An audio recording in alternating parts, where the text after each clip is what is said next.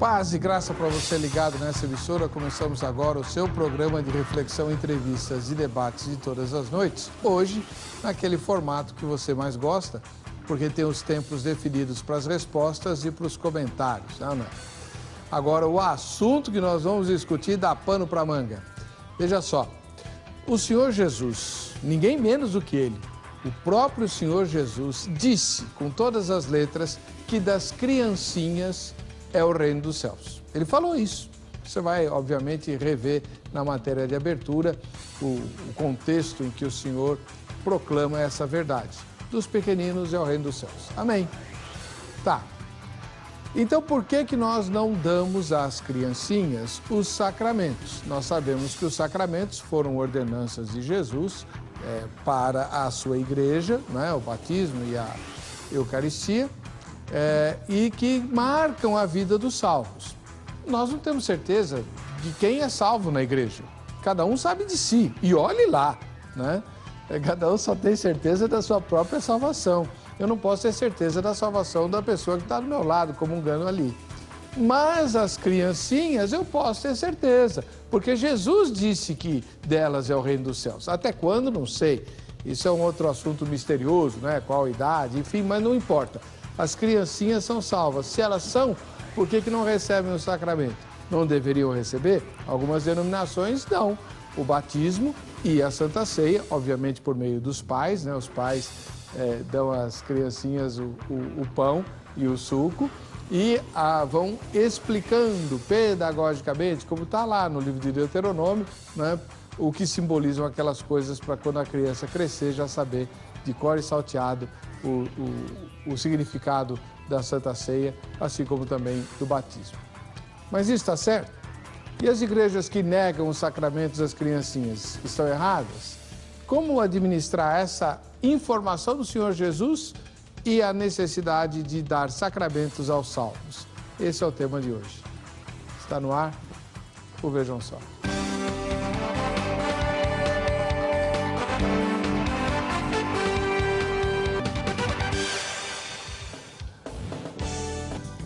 Muito bem, estamos hoje recebendo com muita alegria, depois de um bom tempo de ausência, o reverendo José Roberto Cristofani.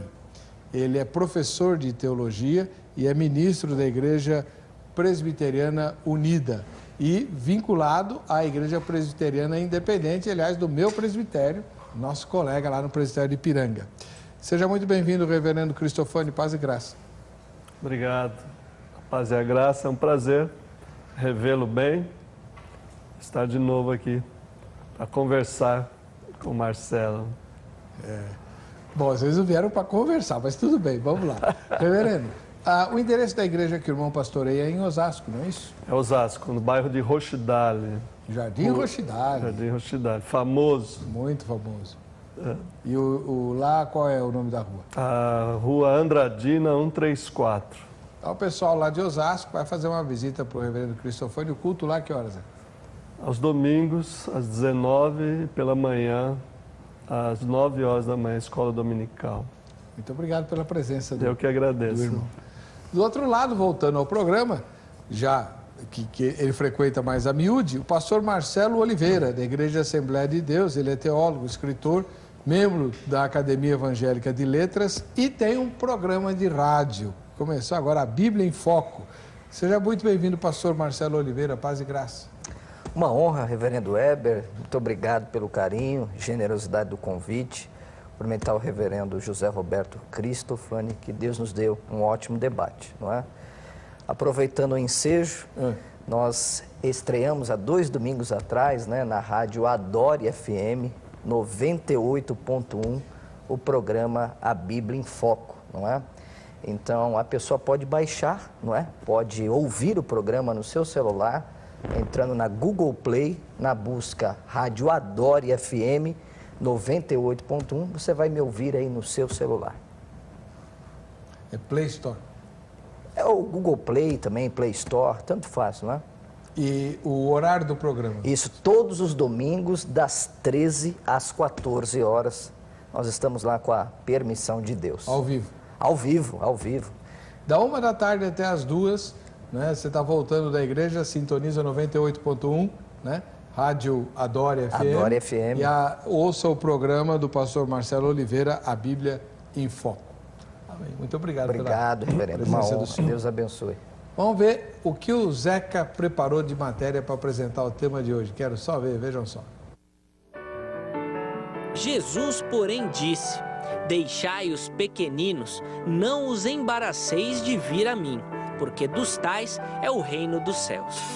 Aqui, nesse versículo, localizado no Evangelho de Mateus, capítulo 19, versículo 14, que está a nossa dúvida de hoje.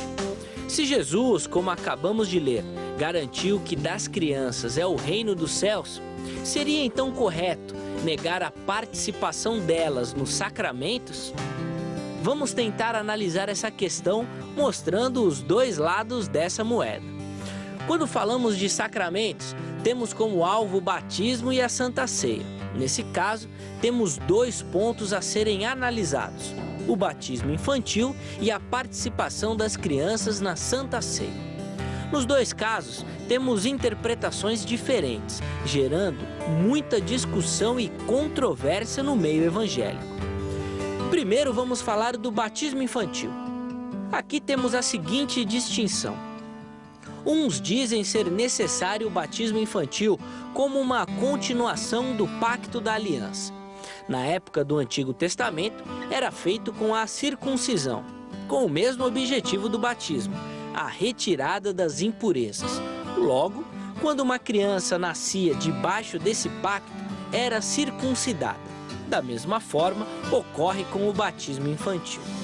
Porém, para outra corrente, a dificuldade está em não haver na Bíblia, principalmente no Novo Testamento, nenhuma ordenança para essa prática, nem qualquer tipo de referência a isso.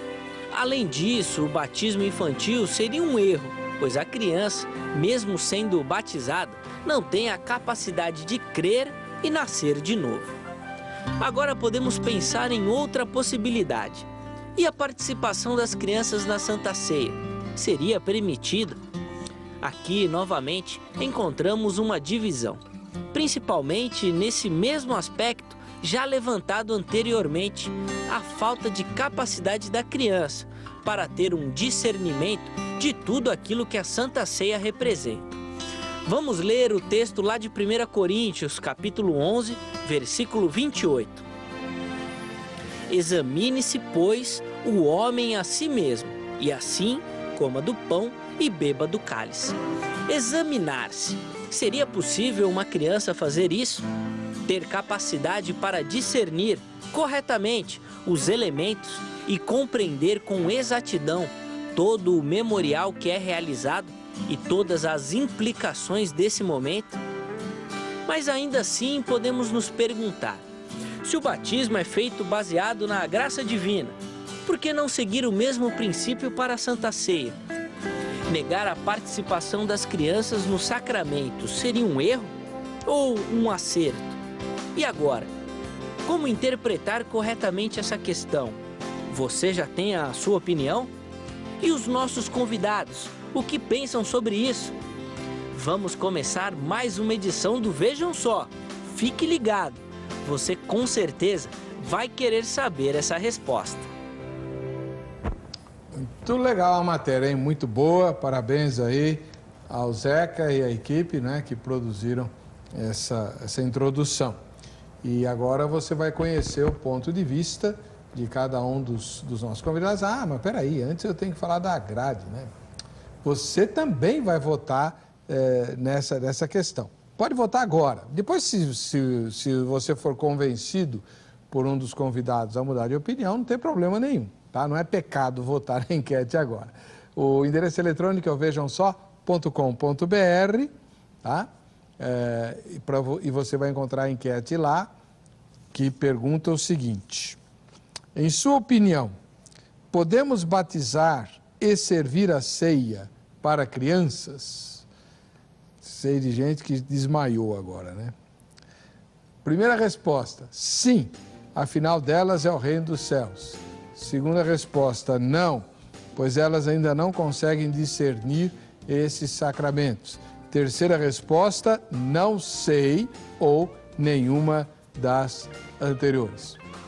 Tá bom?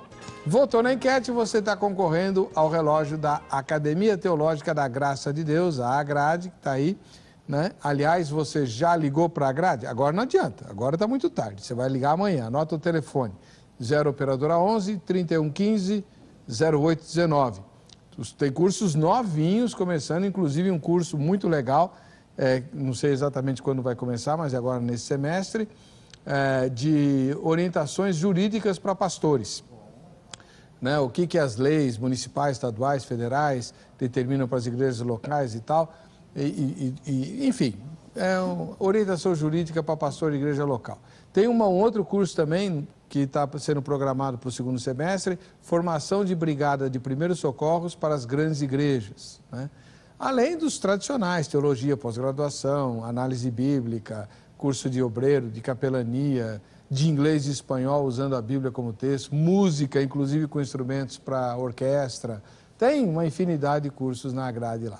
3115-0819, você liga amanhã e se informa, tá bom? Vamos lá.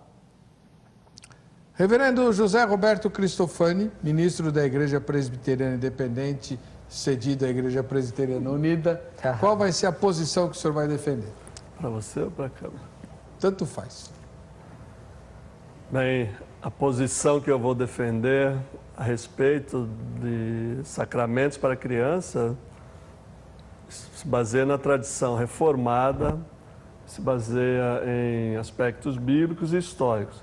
Não vou defender a posição da minha igreja aqui. Então, não estou falando em nome da minha igreja ou da igreja a que eu pertenço, porque eu tenho a minha opinião pessoal sobre alguns aspectos que também divergem da posição oficial. E vou procurar apresentar essa posição com panoramas rápidos e, espero, didáticos, que as pessoas possam compreender que vetar às crianças, aos infantes, qualquer dos dois sacramentos, batismo ou a Santa Ceia, ou a ceia, como queiram chamar, ou Eucaristia, não é uma prática evangélica, bíblica, cristã. Há percalços durante a história da igreja que nos levaram às posições atuais, heresias, controvérsias, e nós continuamos debatendo. Contudo, a posição que eu vou procurar definir com clareza é que podemos e devemos, um compromisso com o Evangelho, batizar as nossas crianças, os nossos filhos e introduzi-los no mundo da comunhão, da ceia, da mesa do Senhor. Espero que consiga demonstrar isso com clareza. Muito obrigado, pastor Cristofani. Agora é a vez do pastor Marcelo Oliveira, ele que é ministro da Igreja Assembleia de Deus, Ministério Belém, teólogo, escritor e apresentador do programa A Bíblia em Foco na Adore FM. Obrigado, pastor. 98.1. Qual que é o ponto de vista que o senhor vai defender? Bom, com todo respeito aqui ao reverendo Cristofani, que tem idade para ser meu pai, nós vamos discordar, não é? No essencial, unidade, nas demais coisas, liberdade e, acima de tudo, caridade. Nós entendemos que não. Primeiro, por uma questão que a teologia reformada associa a circuncisão ao batismo, não é?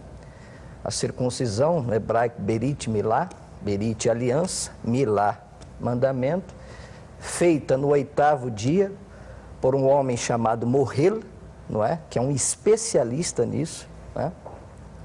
A pessoa que segura chama Sandik, então faz o ato e insere, não é, o judeu com aliança com Deus. Agora, um pequeno link aqui. Na circuncisão, só circuncidava meninos, não tinha meninas, não é? A circuncisão era um ato exterior, que a própria Otanar, né, Jesus dividiu aquilo que nós chamamos de Antigo Testamento, Heber, no Otanar, Lucas 24, 44, Essa é a divisão, não é? Tudo que está escrito na lei, nos profetas e nos salmos falava de mim. Então, Torá, 5 primeiros livros da Bíblia, Nevim, profetas e Ketuvim escritos, nós entendemos que na nova aliança não há isso, não é? Era um ato, na nova aliança, circuncisão é no coração, né?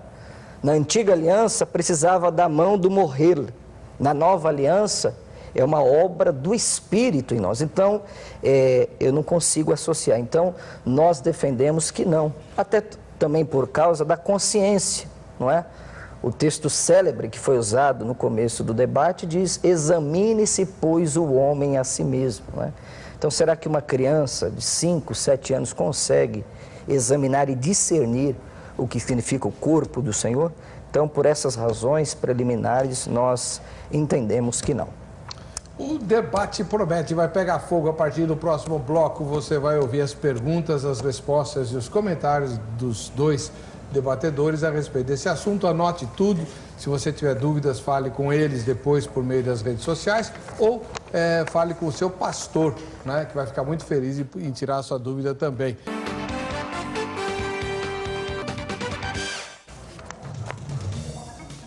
Muito bem, de volta com o programa. Vejam só, eu quero mandar um ósculo santo, que eu devia ter mandado ontem, mas eu estou há 2 dias sem dormir direito, então está complicado, né?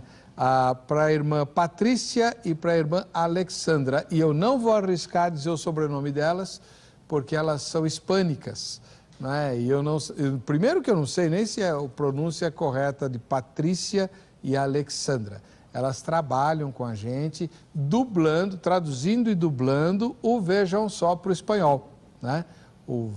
Eu também não sei falar Vejam Só em espanhol. Vejam Lá, alguma coisa parecida com isso. A gente se encontrou hoje, na segunda-feira, durante o velório e o enterro de uma irmã que o senhor recolheu, né, no sábado à noite lá da nossa igreja, de forma muito repentina, né? Foi um momento bastante difícil lá que a gente viveu. Por isso as 2 noites sem dormir direito, mas foi um privilégio conhecer essas 2 irmãs, né? E um ósculo santo para vocês, Deus abençoe, tá bom? E a toda a equipe, né, do pastor Walter, da Cristina Teles, que trabalham no departamento de espanhol com todos os programas dessa emissora. Reverendo José Roberto Cristofani, ministro da Igreja Presbiteriana Independente do Brasil, pastor da Igreja Presbiteriana Unida em Jardim Rochidale e Osasco, vai fazer a primeira pergunta dele ao pastor Marcelo Oliveira. Querido irmão, eu queria que você relacionasse o batismo com a circuncisão e como isso eliminaria as crianças do batismo. O senhor entendeu a pergunta? Ok. 3 minutos. Então, eu disse aqui na minha primeira fala que a circuncisão era para os homens, não é? A teologia reformada, que é aliancista, pega essa ideia e aplica, né, às crianças. Todavia, já temos um problema, porque meninas não eram circuncidadas. Então, se for seguir a analogia, não poderão batizar as meninas. Segunda coisa que eu vejo, que o batismo exige confissão de pecados. Está na Bíblia. As pessoas chegavam até João Batista para confessarem os seus pecados, se arrependerem, não é? Aliás, a primeira mensagem do Evangelho é essa: arrependam-se, né? A primeira mensagem de Jesus foi arrependimento. A primeira mensagem de João o Batista foi arrependimento. E a mensagem de Pedro no Pentecoste foi arrependimento. Então, nós sabemos que há uma idade, não sabemos precisar qual, em que as crianças alcançam a consciência. Então, como batizar uma criança se ela não tem a consciência dos seus pecados, não é? Isso é claro em Mateus capítulo 3, que as multidões chegavam para João Batista a fim de confessarem os seus pecados, então serem mergulhadas no Iardênite, né, no Jordão. Então eu não consigo ver essa associação. E também por causa disso que falei, não é? eu pontuei algumas coisas aqui da circuncisão. A circuncisão era exterior, para nós cristãos a circuncisão é interior. O próprio texto, Heber, de Deuteronômio 16:10, se não me falha a memória, deixa eu ver, aliás, 10:16 e Jeremias 4:4, falava de uma circuncisão não externa, mas no coração. O próprio Deus já havia declarado sobre isso. Então, a questão da consciência é muito forte. Não há também no Novo Testamento um texto claro, só por inferência, de se batizar crianças, não é? Textos como de Atos, que toda a casa de Lídia creu, e outros textos. Então, nós temos essa dificuldade, não é? Nós que somos da Assembleia de Deus, do pentecostalismo clássico, não é? Nós temos essa dificuldade de fazer essa ideia. Primeiro, a questão da confissão pública de pecado, não é?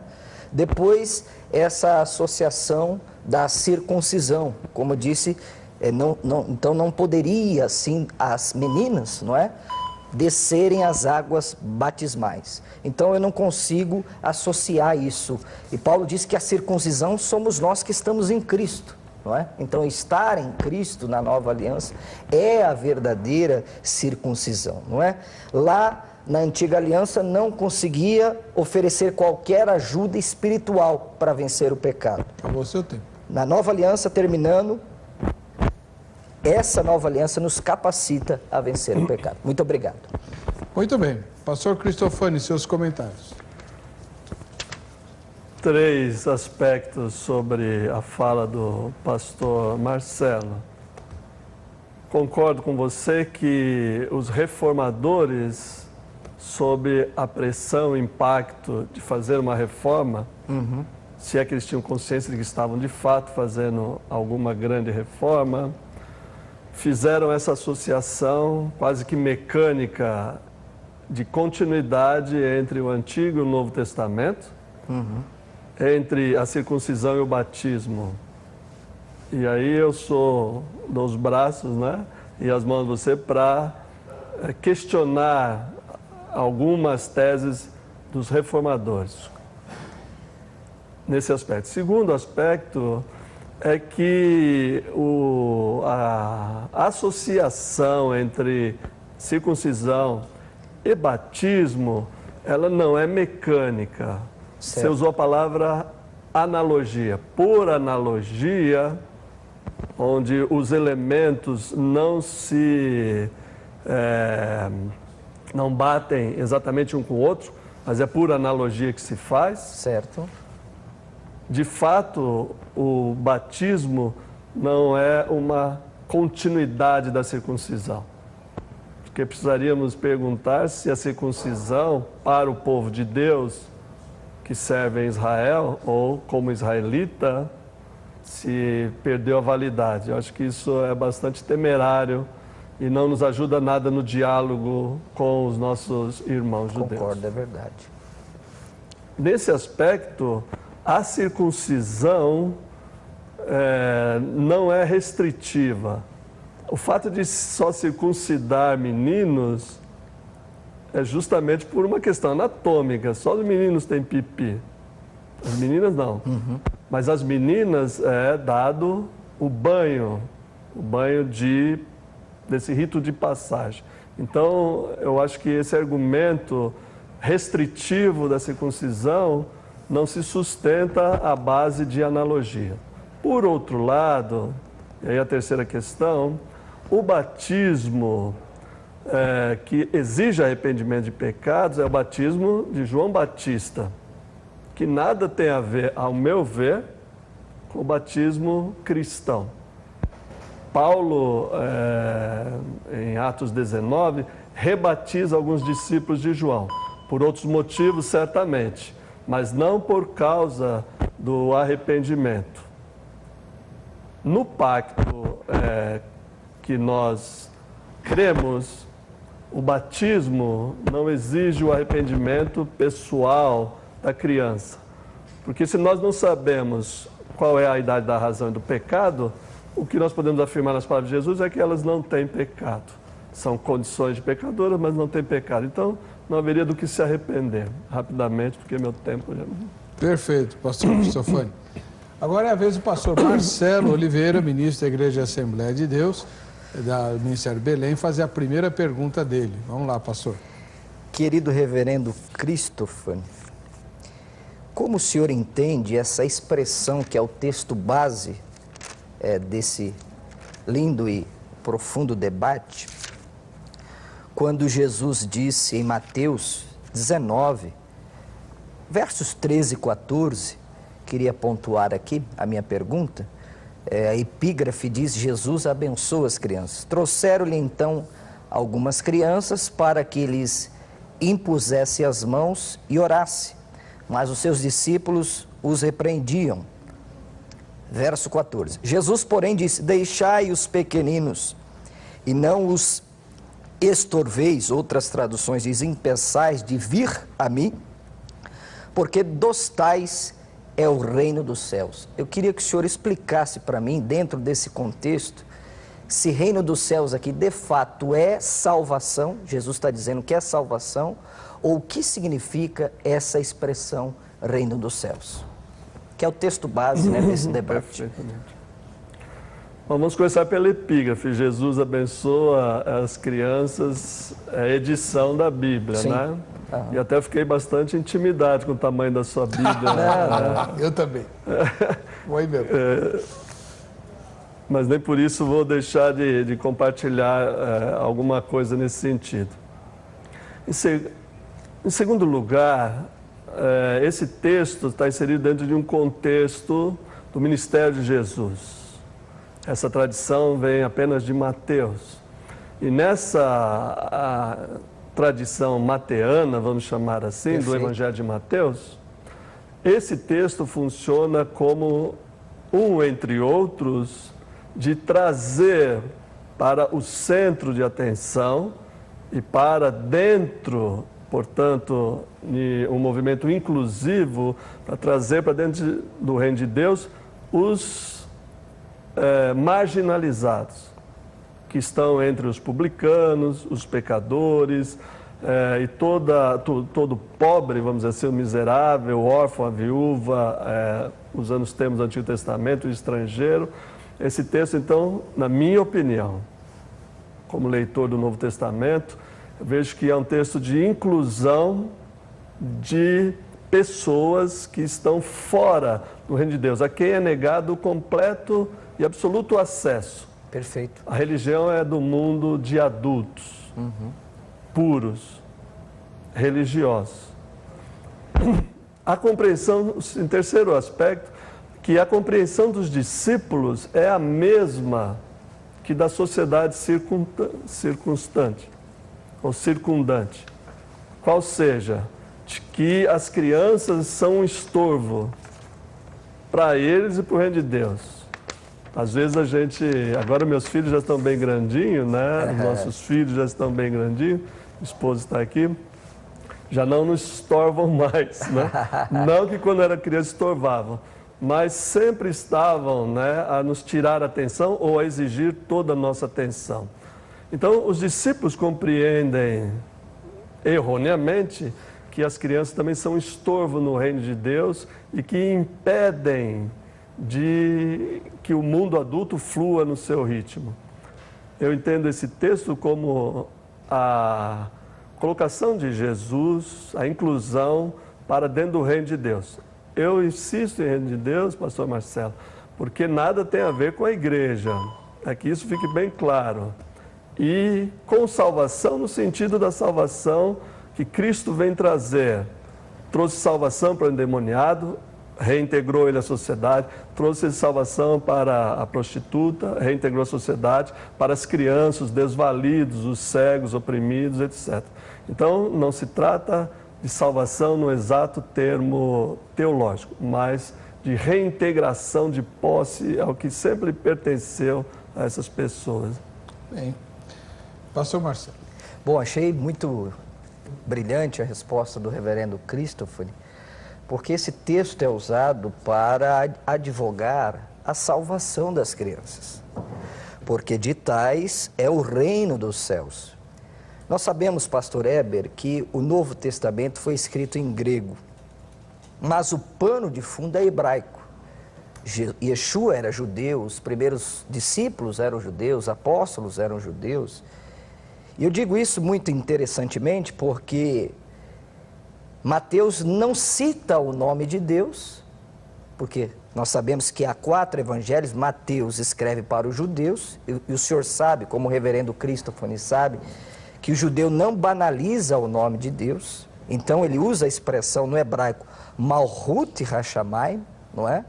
Reino dos céus, como uma terminologia muito interessante, porque os judeus aguardavam 2 reinos, preste atenção, o Olam Hazé, antes da vinda de Jesus, que era a era presente, e o Olam Rabá, o reino futuro, não é?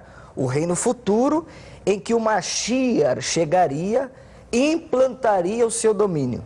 Então eu tenho uma certa dificuldade de entender, reverendo Christopher, aqui a expressão, achei muito linda essa ideia de inclusão, mas não de salvação propriamente dita, como ele disse, em termos teológicos. Até porque, reverendo Heber, veja que interessante, há um problema também de tradução aqui, não é? O grego, a língua grega, que é a língua do Novo Testamento, eu pesquisando esse texto, diz, Jesus ho ouranon, tom basileia reestin toi tom. Eu quero me focar nesse pronome demonstrativo neutro, toiutom. Essa expressão aqui não está dizendo que o reino dos céus é das crianças, não. Nós devemos ler esse texto comparando, veja só aqui, ó, com Mateus, capítulo 18, tem que estar de olho no tempo ali, ó. Olha só. Então foi uma infelicidade de alguns tradutores de dizer aqui que é salvação, não é? Jesus não está dando a literalidade do texto, Jesus está comparando, não é? Aqui a ênfase é, você não vai entrar no reino, a espiritualidade do reino, se você não se fizer como criança. Essa é a ideia. Pastor Marcelo, de onde o senhor tirou isso? Desse texto aqui, ó. Mateus capítulo 18, versos de número 1, 2 e 3. Naquela mesma hora, chegaram os discípulos ao pé de Jesus, dizendo, quem é maior no Malhut Hashamayim, no reino dos céus? Jesus, chamando uma criança, pôs no meio deles e disse, em verdade, para concluir, vos digo que se não vos converterdes e não vos fizerdes como crianças, como advérbio de comparação, aqui está correto, tá certo? De modo algum entrareis no reino dos céus. Tá bom, a gente pode fazer um debate sobre essa tradução aí. Pode, eu estou disponível.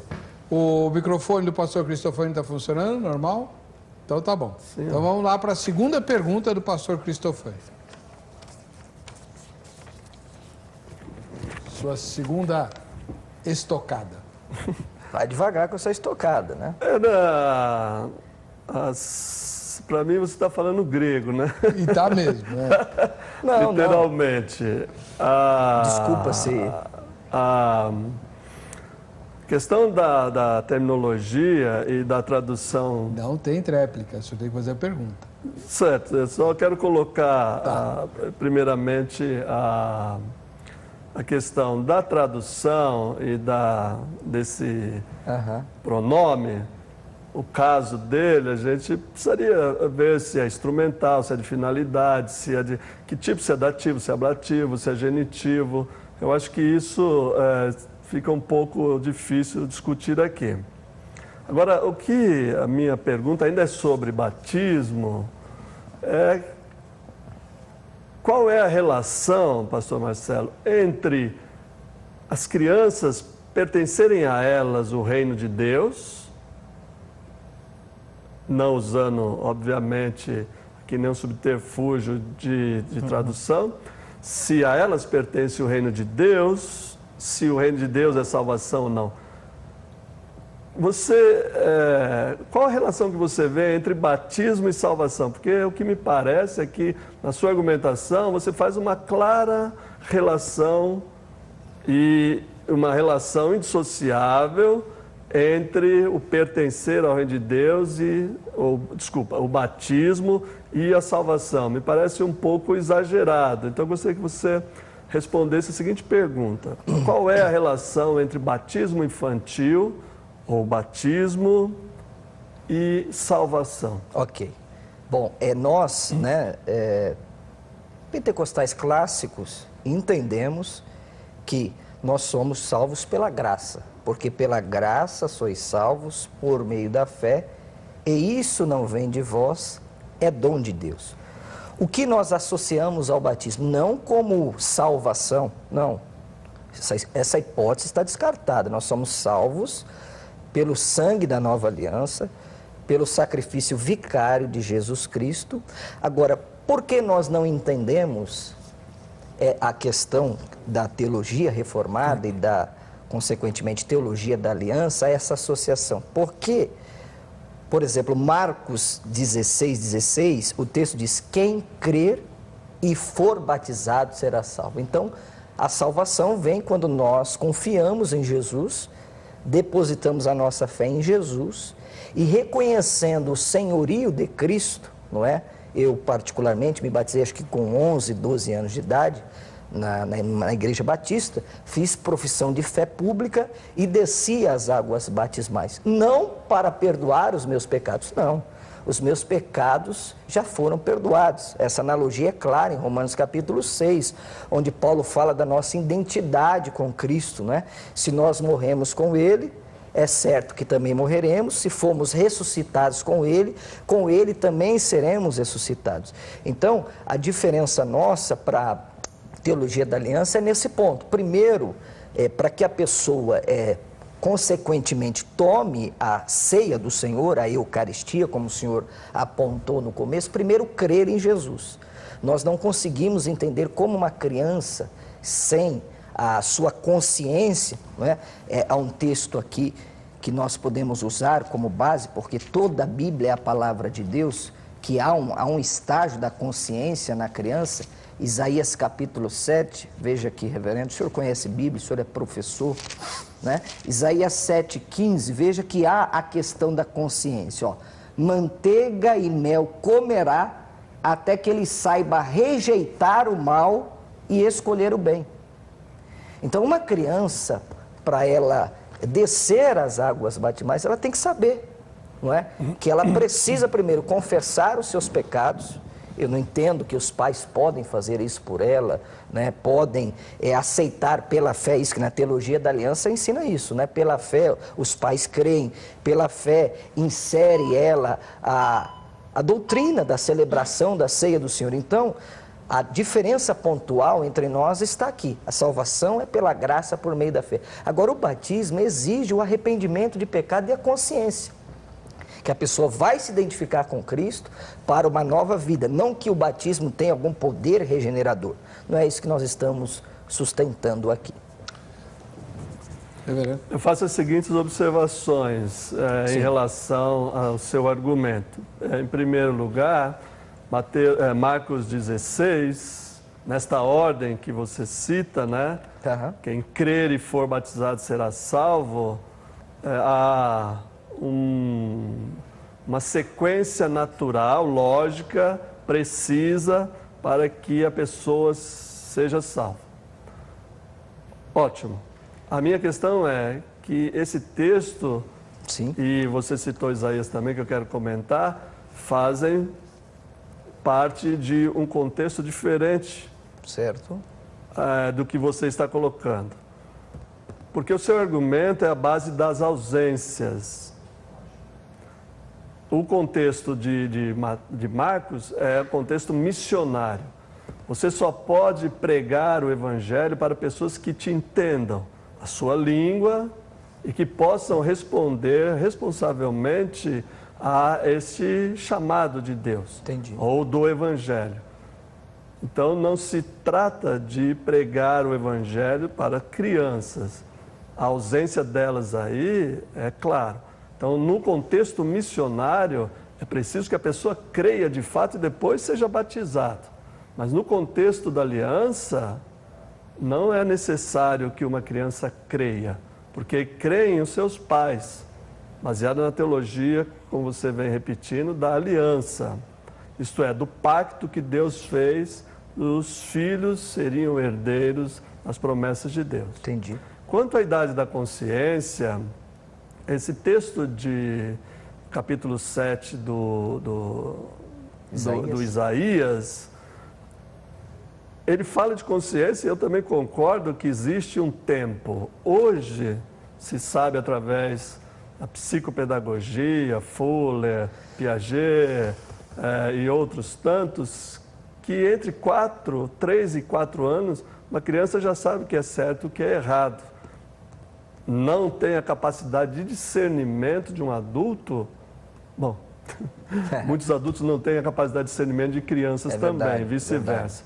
Mas neste caso, o discernimento, a fé, é o discernimento dos pais. Com 3 ou 4 anos, ela é capaz, sim, de, no seu nível de intelecto, de cognição, responder positivamente a uma proclamação e entender o significado do batismo, né? Então, o arrependimento é de fato necessário para pessoas que gozam de consciência plena e podem responder em um contexto missionário. E essa consciência começa a ser desenvolvida. Não há uma época em que ela toma consciência. É uma consciência que vai se desenvolvendo através da psicologia do desenvolvimento que a gente conhece razoavelmente bem hoje em dia, né? Muito bom. Muito bem. Nós vamos para o intervalo, voltamos já já com o terceiro bloco do programa Vejam Só.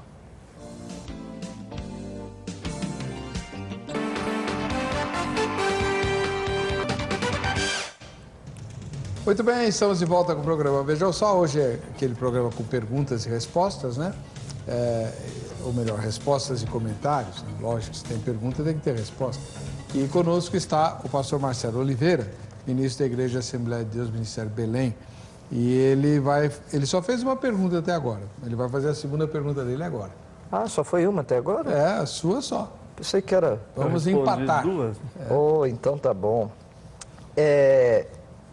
Reverendo Christopher, então vamos lá para o célebre texto, né, da ceia do Senhor, não é? Já que uma criança na teologia reformada pode participar da ceia do Senhor, como é que a teologia reformada explica o texto de 1 Coríntios, capítulo 11, não é?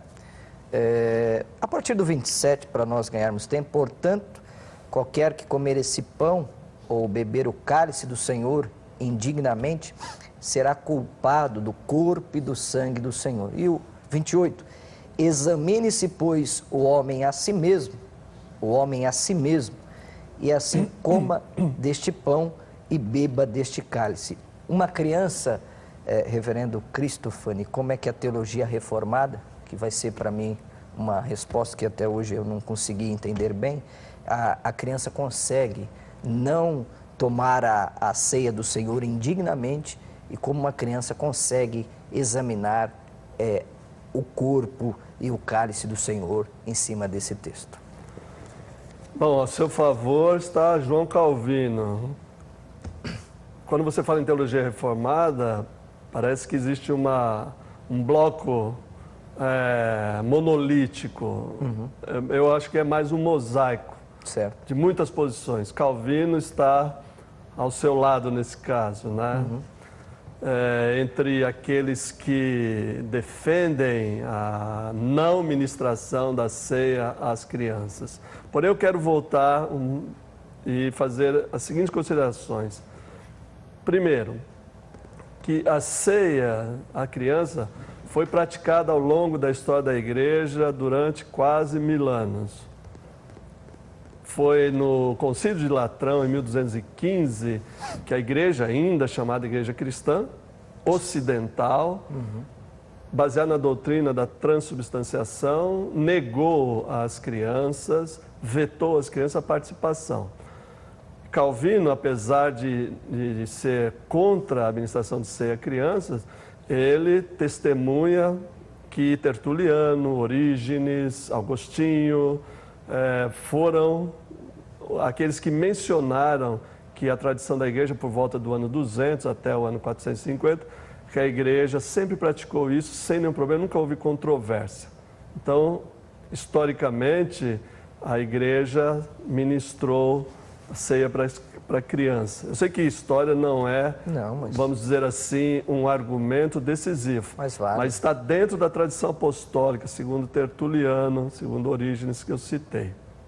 O segundo aspecto é que a ceia para crianças está baseada em uma péssima interpretação desse texto. Examine-se, pois, o homem a si mesmo, está dentro do contexto de anarquia eucarística, é que esses irmãos de Corinto, né, muito amados,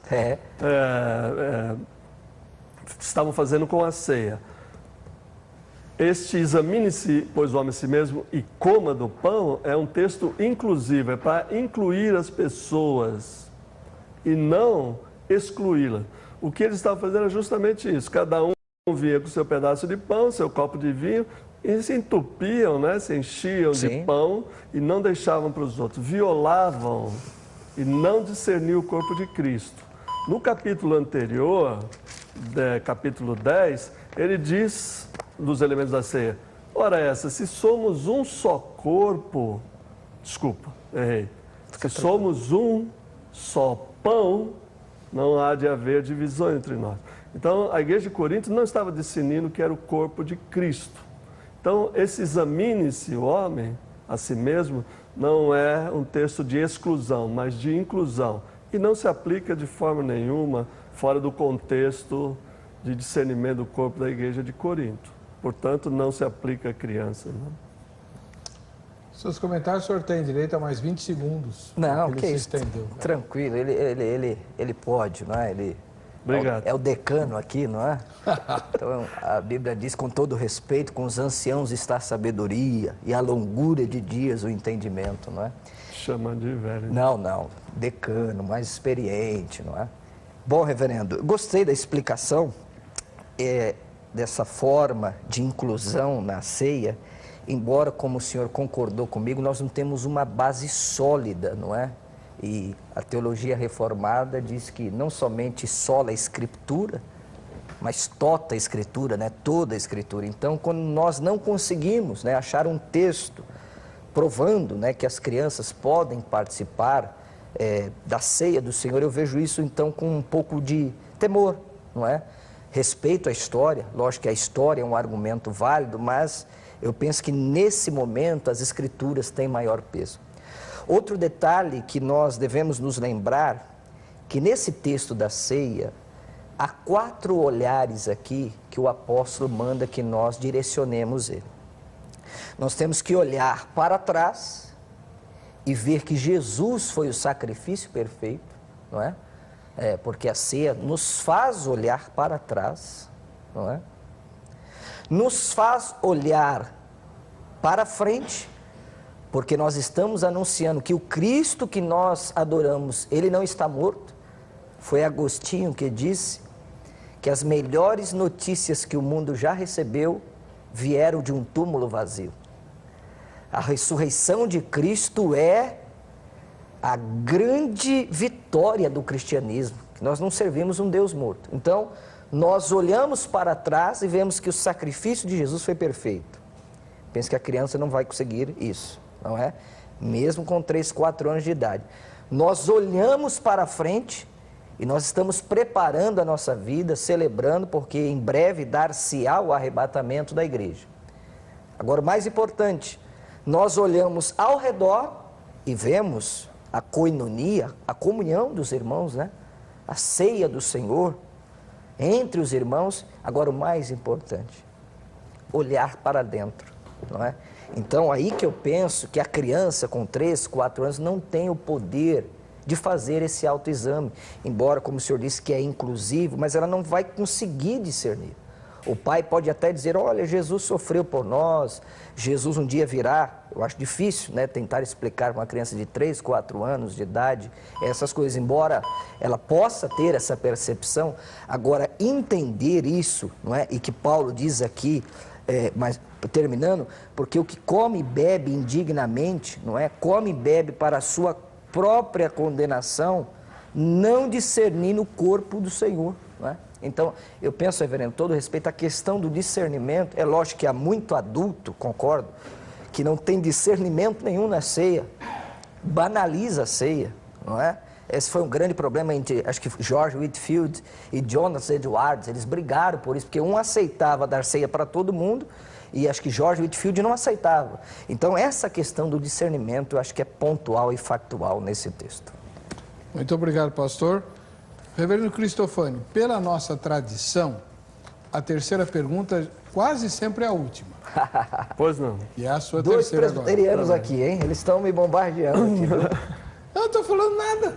Você falou pela nossa tradição. Não, porque é para avisar que não tem mais pergunta depois. Estou brincando, reverendo. Queria fazer a seguinte pergunta para você.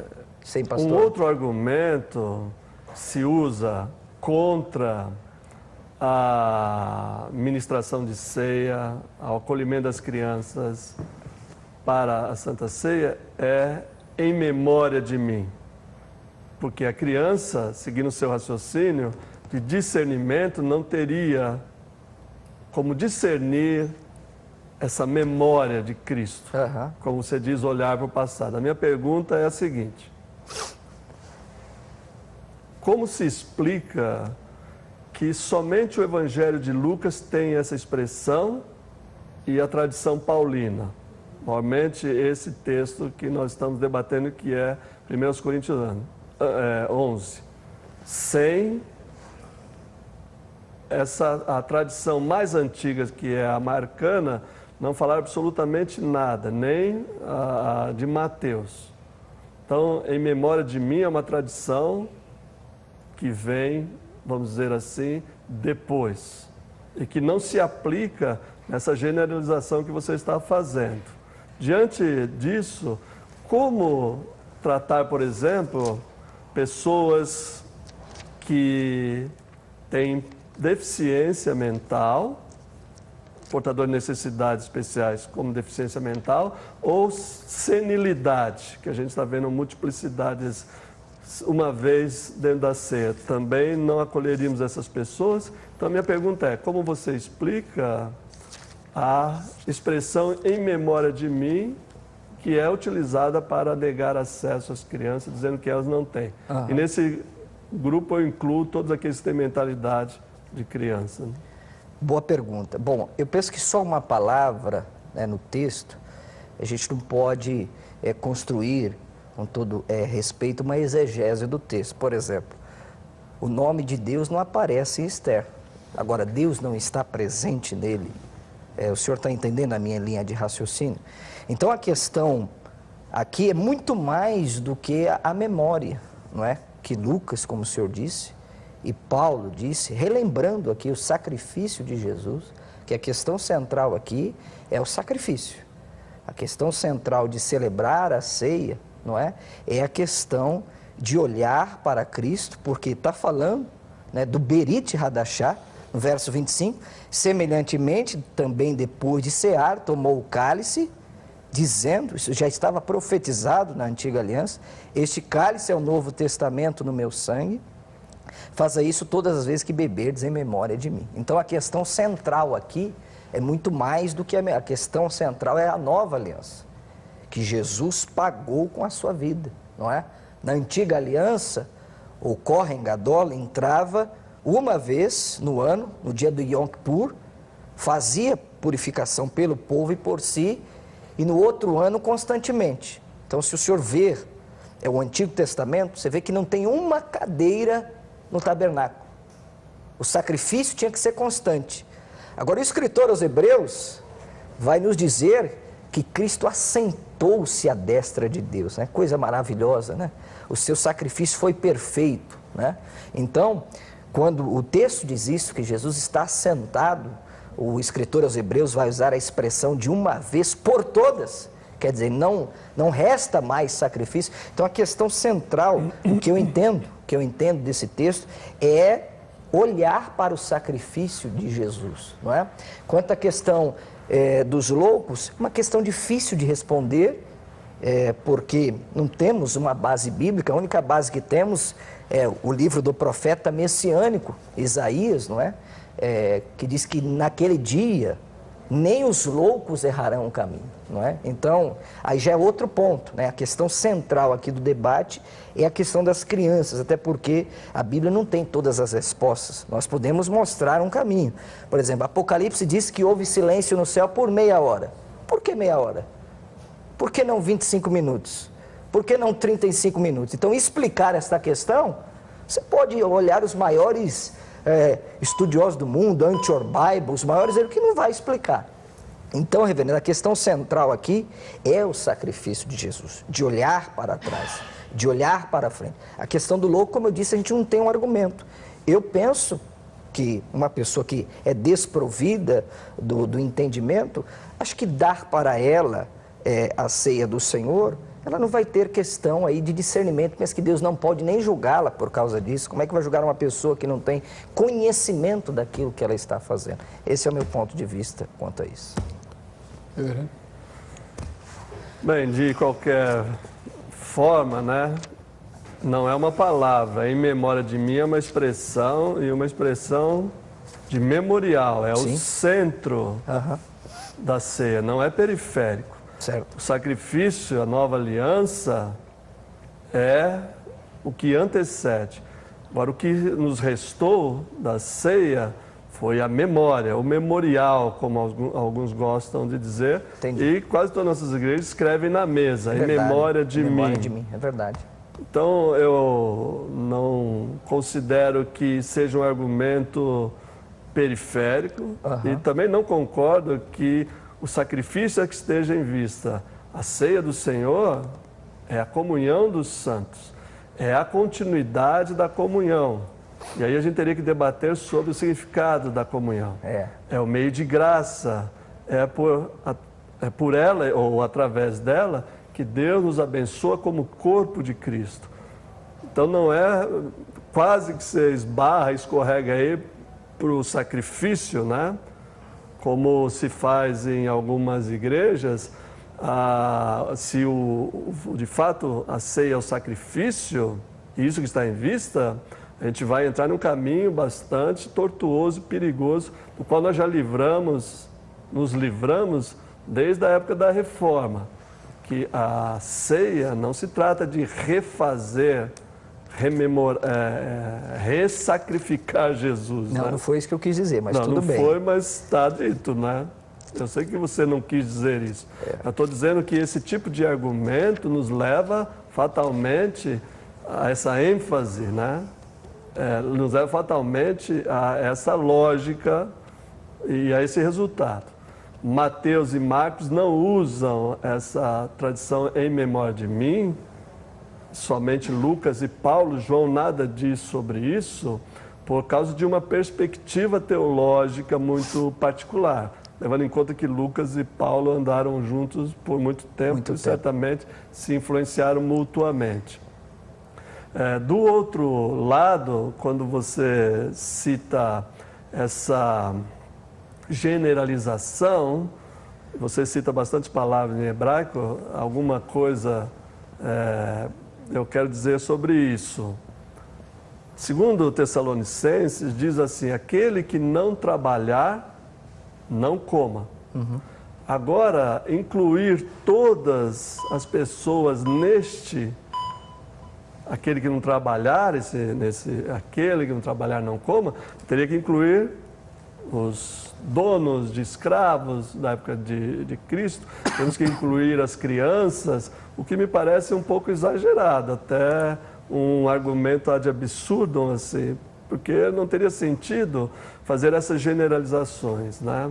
Agora, e termina por aqui, outra coisa sobre esses escritos, principalmente os paulinos, é que são circunstanciais. Pegar um texto, examine esse homem a si mesmo, e atravessar ele como palavra de Deus, válida para todos os tempos, eu acho bastante temerário também. É preciso examinar a si mesmo como a gente lê as Escrituras, né? Vamos lá. Terceira pergunta e última também, do pastor Marcelo. Bom, vou voltar aqui, que o reverendo disse, né, que eu estou tentando fazer ressacrifício na ceia. Não foi isso que eu disse. O texto é claro, porque todas as vezes que comerdes esse pão e beberdes esse cálice, anunciais a morte do Senhor até que venha. É claro isso. Eu não cometeria aqui um suicídio hermenêutico, né? Eu tenho muita seriedade, levo as coisas de Deus com muita seriedade. Não, mas eu preciso pontuar isso, não é? Tá certo? Eu não estou falando de ressacrifício, né? Não estou falando nada disso. Estou dizendo que o texto é claro. E o texto é claro também quando diz para examinar. E se não, reverendo, como o senhor disse, nós vamos... Se esse texto aqui, porque quem doutrinou a igreja foi Paulo, não foi Jesus. A doutrina da igreja está em Paulo. Justificação, santificação, ceia do Senhor está em Paulo. Foi Paulo que ordenou como deveria ser celebrada a ceia. Se examinar aqui não deve ser levado literalmente, nós vamos caminhar para o caminho do liberalismo. Então, pastor, mas sua pergunta. Ok, vamos lá. A última, hein? Ok. A estocada final. Reverendo, a questão da consciência, então, quando as crianças tomam ceia, elas já são salvas pelos seus pais? Como é que fica essa questão? Se o pai crê por ela naquele momento, se Jesus volta para ela, ela é salva com a crença do pai? Como explicar vários textos do Novo Testamento? Com a boca com o coração se crê e com a boca se confessa que Jesus é o Senhor. Como explicar vários textos do Novo Testamento que mandam o arrependimento? Atos 17:30, Paulo diz, e anuncia em todo o tempo que se arrependo.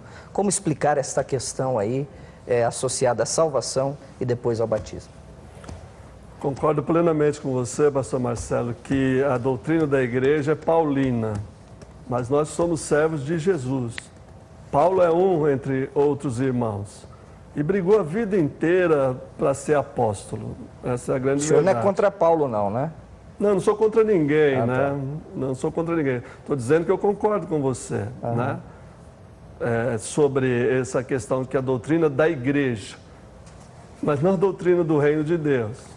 Então, a minha primazia é pelo evangelho de Jesus Cristo. Certo. Agora usei o Cristo aqui como teologia paulina, né? Sim. Vamos lá. O ato de crer é um ato de consciência, lógica e afetiva. Não há que se descartar o componente espiritual da fé.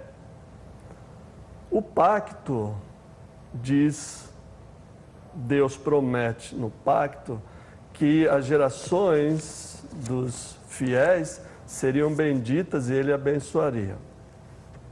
Ponto. Como você usa o texto, eu vou usar também. Da boca dos pequeninos suscitaste perfeito louvor.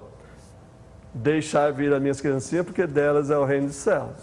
Então, desta forma de pegar texto de prova, a gente vai ficar aqui até esgotar o Novo e o Antigo Testamento e outros livros que tratam desse mesmo assunto. Outro ponto que eu gostaria de mencionar, respondendo a sua pergunta. O pacto garante a filiação, portanto, a salvação. Seria temerário, absurdo, condenar uma criança em qualquer idade, dizendo que ela precisa se arrepender dos seus pecados. Porque aí nós voltaríamos ao ponto inicial da consciência, que época que ela tem ou não. Então, é possível, pelo argumento do silêncio, ou pelo argumento explícito do Novo Testamento, e particularmente dos ensinos de Jesus, incluir todos os que estão fora do reino de Deus, crianças inclusive, e com primazia, porque delas de fato é o reino de Deus, inocentes, puras, verdadeiras, fraternas, e toda uma série de valores do reino de Deus que você encontra em uma criança e não mais de uma pessoa adulta. Portanto, a resposta é, com certeza, uma criança é salva pela mediação do pacto e não da fé dos pais, pela promessa de Deus e não porque eu creio, meu filho crê, filho de crente e crente não é isso. Pastor Marcelo? Bom, voltando a Paulo, né, o senhor disse que eu também advogo aí o evangelho do Cristo, mas Paulo chegou a um ponto de dizer assim, sede meus imitadores, nenhuma outra pessoa falou isso na Bíblia, como eu sou de Cristo, né? Depois ele disse em Gálatas 2:3, e subi por uma revelação, e lhes expus o evangelho que prego entre os gentios, não é? E particularmente aos que estavam em estima, para que de maneira alguma não corresse ou não tivesse corrido em vão. Paulo, reverendo, viveu tanto o evangelho, tanto, ele foi tão saturado pelo evangelho, que ele disse assim, eu estou gemendo dores de parto até que Cristo seja formado em vós. Não é?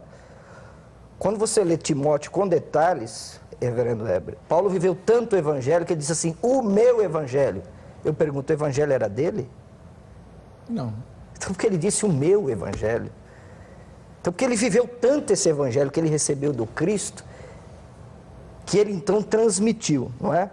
Então, reverendo, é isso que eu não consigo, nós estamos caminhando para o debate, entender, não é? Como um pai vai crer pela criança e inserir essa criança, e aí nós vamos ter um problema que é outro tema, porque só aqueles que estão em aliança com Deus são salvos. E as outras crianças vão ser condenadas? Nós temos uma pergunta aqui difícil de ser respondida. Porque na teologia da aliança o filho é salvo pela mediação aí, que o senhor disse a filiação, e as outras crianças, que são inocentes também, que são puras, que são fraternas, elas serão condenadas? De forma nenhuma. Então, mas com base no quê? Então todos são salvos? Todas as crianças são salvas? Com certeza. Então, acho que nós temos aí um problema seríssimo. Então, universalismo. Porque um dia todos nós somos crianças. Se todas as crianças forem salvas, então... Se você morrer como criança. Se morrer como criança? Entendi. Então é por isso que nós pontuamos, pastor, essa idade da consciência. E depois, se ela perder? Perde. Aí perde a salvação? Claro. Mas o calvinista diz que não perde a salvação. Mas na teologia calvinista pura, só as crianças eleitas estão salvas. No calvinismo puro. Aí tem o calvinismo impuro também. Tem todo tipo. Gostei da resposta, né? Porque é uma questão que nós poderíamos aventar aqui, né? Sim. Porque se está em aliança é salvo. E aqueles que morreram sem conhecerem a Cristo? Esse é outro tema que eu quero fazer aqui também. Exatamente. Isso é bom, né, também. Mas que Deus abençoe, uma alegria aí debater com o reverendo Cristo. Estamos aí na Rádio Adore, me permita, Heber, 98.1, baixa aí na Google Play, na Play Store e me ouça aí. Vou entrevistar o Heber, se Deus dá graça de eu pagar esse programa, quero entrevistar o Heber lá. Obrigado. Deixa eu mostrar aqui, esse livro é novo, né, pastor Marcelo? É novo, acho que eu já te dei. Câmera? A maravilhosa graça de Deus. O prefácio do Dr. Russell Shedd. Eu falo assim, se não comprar por causa minha, compra pelo prefácio do Shedd, né? Tá aí, ó. E esse aqui, a gente já distribuiu bastante, né, esse livro aqui, que é um desvendamento do pano de fundo judaico, né, da cultura judaica do Antigo Testamento. É muito bom para nos ajudar a entender uma série de aspectos do Torá, né? Isso, Torá, Nevim, Ketuvim. Quem quiser o livro autografado, no site do programa Vejam Só, tem o contato do pastor Marcelo. Você escreve para ele, já faz a encomenda, né? Ele já te manda com autógrafo para você poder, né? Quando o pastor for visitar você na tua casa, meu amigo, pastor Marcelo, mandou um livro para mim. Ele autografou esse livro. Somos assim. Pensa que é grande coisa, né? Porque tem um pessoal aí que está pensando que é a quarta pessoa da Trindade, viu, Heber? O reverendo José Roberto Cristofani também tem livros, ele só não os trouxe hoje, mas ele também é autor de vários. Inclusive, para a família presbiteriana, tem um livro muito bom dele, que é sobre o presbiterato. né? Presbiterato por meio de relacionamento. Isso, muito legal, muito útil para você fazer estudos com os presbíteros e mobilizar a igreja nessa liderança. O contato do reverendo Cristofani também está no site vejamsó.com.br. Você pode endereçar a ambos convites, perguntas e solicitação de livros. Vamos ver quem é que vai ganhar o presente da grade. É o Carlos Vieira, de Patinga, lá nas Minas Gerais. Parabéns, Carlos. E a gente se vê no próximo Vejam Só.